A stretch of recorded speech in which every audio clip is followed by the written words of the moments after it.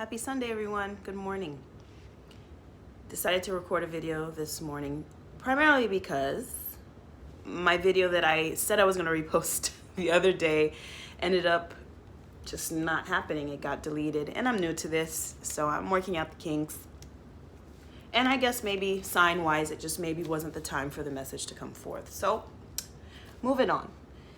But anyway, this morning, which I'm working on my consistency with, let me add that prior. This morning I meditated and prayed, and during my meditation, 1 John chapter 2 came to me. Just, boom, let's look it up. So I looked into my Bible.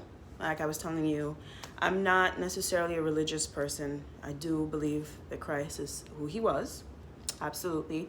But at the same time, too, I know that there are other places to learn things from, right? Anyway, the chapter is titled From Water to Wine. So that's the chapter. Long story short, in this chapter, it was the chapter that Mary told Jesus to encourage Jesus, go ahead, do what you do, to turn the water to wine while they were at this party, correct? Long story short, at the bottom, so this act in Cana of Galilee was the first sign Jesus gave, the first glimpse of his glory, and his disciples believed in him. So I was like, well, what does that mean? And what should I talk about, really? So for me, and how I'm interpreting, and the reason why this has come into my spirit right now, I think in my life, when was the first sign that I realized that I had to walk in integrity, right? To start really walking in my purpose, really, and realizing not necessarily what my purpose was, because when the sign came to me, I didn't know what my purpose was. It was in the process, but really, what was the moment of something's got to give for me? And that was about 2 years ago. I think it was the day of my 34th birthday. I think it's the day or the day before. I think it was the day of my 34th birthday. I was sitting on the floor. I was living in New York at the time, and I was sitting on the floor in my grandmother's home, a home that I had hopes of rescuing, of, mending family wounds, and just high hopes for. But ultimately, I was sitting on the floor with my 5-month-old, 6-month-old in my arms. I don't think she was 6 months old yet. August, September, October, November, December, January. So she was 6 months. Not a full 6 months yet, but I was sitting on the floor with her, long story short, and I was crying. And it was just, I was like, oh my God, I'm going to be 34. And I felt like I had nothing to show for myself. I was miserable with my life, unhappy with the relationship I was in, unhappy with myself. Professionally, I felt unfulfilled, and I just was like kind of at my wit's end. And I can't say that I was suicidal at all, but I can say that I really was feeling like I wanted to give up. And so grateful for that. Oh, so grateful for growth, right? For that day. And something said to me, but Diana, you're the common denominator. So, what you gonna do? And with that thought, I just had such clarity. I was like, whoa, I am the common denominator. In all of my dysfunctional, failed relationships, I was the common denominator.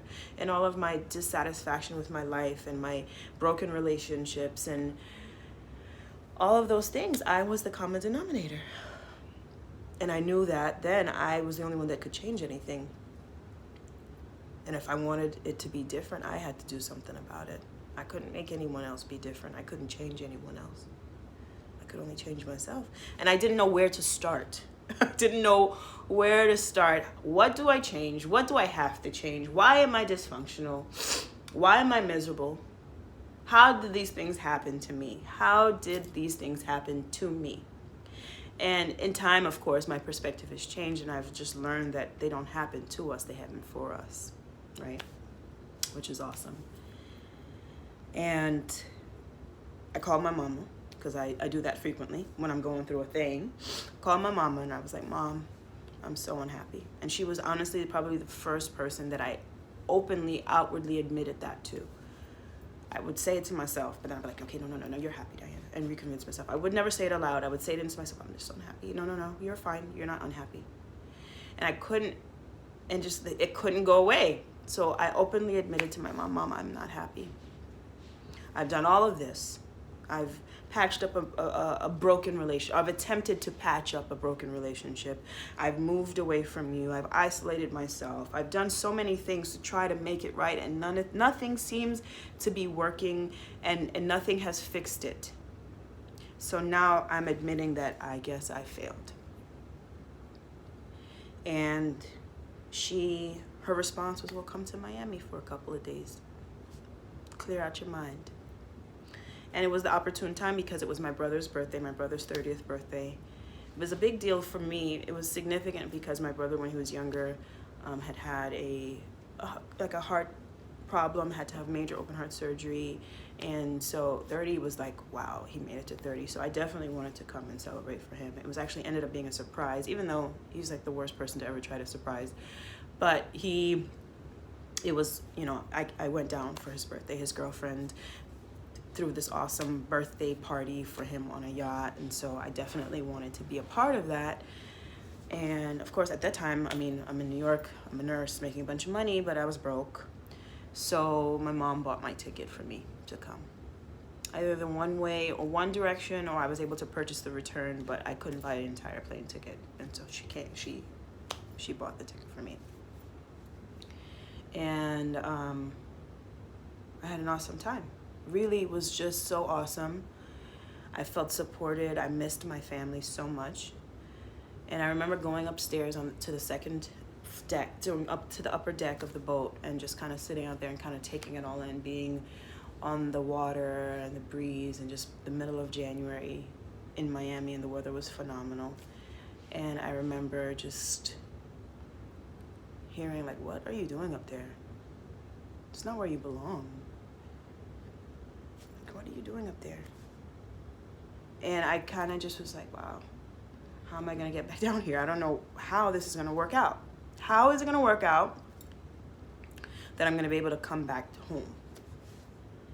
And I think, of course, in hindsight, I think a big thing we need to oftentimes remember is the how is not our business. I think what God has gifted us with is the ability to have a desire, and then trust that if it's for our good, which all things really ultimately are for our good, then it'll work out. And I think for me also, being someone that suffered from anxiety for a long time. I had multiple I never told people, and this is actually my first revelation. And my mom knows, but I've had multiple panic attacks. Would lose tons of weight because of anxiety, had major anxiety. And that trust and building that trust has definitely helped heal it for me. I still get it. Every now and then I feel it want to bubble up, and I am able to appease it and bring it back down. So I thank God I've never had to go on any type of, anxiety medications, or, really had to take anything to kind of manage the emotion, to numb or anything like that. But yes, so that was that. I came back home. One of my really great friends, who is one of my sisters, and we literally pick up right where we left off every time we come together. There's never any like, why you ain't call me back? Why I haven't heard from you in a couple of days? And she's been one of my longer standing friends. We've been friends for at least since we were 21, so at least 15 years we've been friends. And I can say that that's the dynamic of our relationship. It's always love. She never gets mad at me for not calling her back, and I don't get mad at her for calling her back. But when she needs me, I'm there. When she needs me, she's there. Or when she needs me, I'm there. And it's just, that's the vibe. But my friend Kim, who was also a voice of reason during a time when I was going through my divorce, like I told you, when I was 22, 23, didn't know nothing. And I remember calling her one day and kind of just not, and still being a young, just being young spiritually too. And I feel like God has always used her to speak to me. I mean, as God uses a bunch of people to speak to you, but she's one of those people that I called her and I was like, Kim, you know, in my heart, I feel like I'm not supposed to be in this relationship anymore. But I know that divorce is not of God. And I just wonder if it's the devil that has presented these things into my reality. I don't know. And she's like, girl, that's not the devil. That's God. You know you're not supposed to be with that man. You know you weren't supposed to be with that man from the beginning. And I was like, whoa, okay. And it just came to be, and it came to pass that that's absolutely right, you know. Sometimes, you know, we get caught up, and this is a whole nother subject, and we can talk about this afterwards, but quickly, sometimes we think that God puts us together, and it ain't God that put us together. We put ourselves together. So when you think about, oh, God taking things and putting and breaking things up, if God didn't put it together in the first place, then ain't really nothing wrong with it not being together anymore. But I digress. So basically, we had one of our talks. She came over to my mom's house. We had an awesome talk. And one of the key things she said to me during our talk, which I was very like, all right, excuse me. You know, she told me about emotional detachment. And I was like, Kim, listen, well, to rewind, I admitted to her, a second person I admitted to, that, listen, I am so miserable. I hate my fucking life. And I hate that I'm in New York and I want to come back and I miss it and I just miss everybody. I'm so unhappy. And she says to me, well, I'm shocked because, you know, what you're putting out there doesn't look like that. And I'm like, I know, but that's not the truth. The truth is I'm so unhappy. And she's like, well, I mean, and I was explaining to her the dynamic of the relationship I was in, aside from all the other crap that I was going through. And she was like, well, you know how to emotionally detach. And she is an Aquarius. Or no, she's a Pisces, I believe. She's a Pisces? Is my girl a Pisces? How do I not? I completely confused. I think she's a Pisces. Is she a Pisces? I think maybe she's not a Pisces. Kim, I'm sorry. You know I love you. And I know I was just there with you on your birthday, but how come I can't remember what you were? Either way, she's super aloof and super unattached. And so I thought that was just her telling me, oh, well, you know, you got to learn how to be emotionally detached in her Kim fashion, right? And I was like, Kim, I don't want to play games. I was just like, that's not what I'm talking about. And I was like, well, I don't understand what it is. I guess I'm going to have to just research it, as I always do, to figure it out and kind of teach myself what the fuck it is, because I don't know how to emotionally detach. When I feel something, he does something, he says something, I got to react, I got to respond, I got to tell him how I feel. All of that, right? So anyway, long story short, I researched it, and it kind of just boils down to just holding on to yourself. Kind of not being that supply of energy, of resource, of not being that source of energy to someone who really doesn't mean you any good. And it's hard to discern whether people mean you good or not, but it really isn't, you know. If people are looking for reactivity from you, if they look like they're trying to manipulate you and play games with you, if they're gaslighting you and making you feel like you're crazy, if they're, you know, being avoidant and emotionally unavailable, which are all things I would hope we can talk about too, then those people really don't mean you any harm per se, because I don't know if all things we do are personal. Some people can be a little bit creepy and it can get kind of personal, and then it becomes pathological, right? But most people, it's really self-derived and it's all self-protection. But if those types of people are coming around, and then you know that they don't really mean you the best. And so I kind of learned that I need to not be that for people that don't really, I don't need to be that for anybody, firstly. But then I don't need to be you can be a source of inspiration, of joy, and so forth for people, but you really shouldn't be, you know, dishing out all your energy all over the place, because then what do you have left, right? But I learned what emotional detachment was, and as I learned what emotional detachment was, I learned then what codependency is. And as I learned what codependency is, I learned what some types of narcissistic type personality or personality traits can be.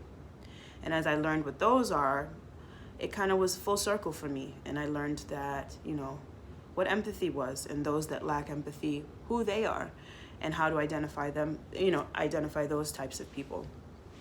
But my moment of really realizing that this was my first sign, and I knew, I had a feeling that I was headed in the direction of something different, that I was embarking on a journey.